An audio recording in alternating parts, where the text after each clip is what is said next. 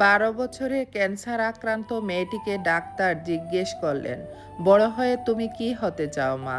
মেয়েটি হেসে বলল, শুধু বড় হওয়া পর্যন্ত বাঁচতে চাই। যার হাত নেই সে ভাবে যদি আমার দুটো হাত থাকতো, যার পা নেই তার একটাই স্বপ্ন একদিন স্বাভাবিকভাবে হাঁটতে চাই। অন্ধের ইচ্ছা একটাবার যদি পৃথিবীটাকে দেখতে পারতাম, বুবার আকাঙ্ক্ষা একটাবার যদি কথা বলতে পারতাম।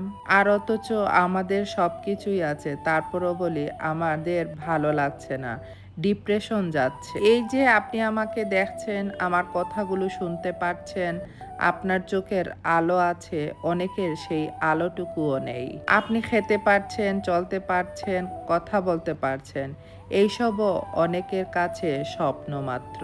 জীবনে যা নেই শুধু সেটা দেখলেই কখনো সুখী হতে পারবেন না। একবার ভাবুন, তোমার যেটা আছে অনেকের সেটা কল্পনার বাহিরে। কৃতজ্ঞতা স্বীকার করো আল্লাহর উপর।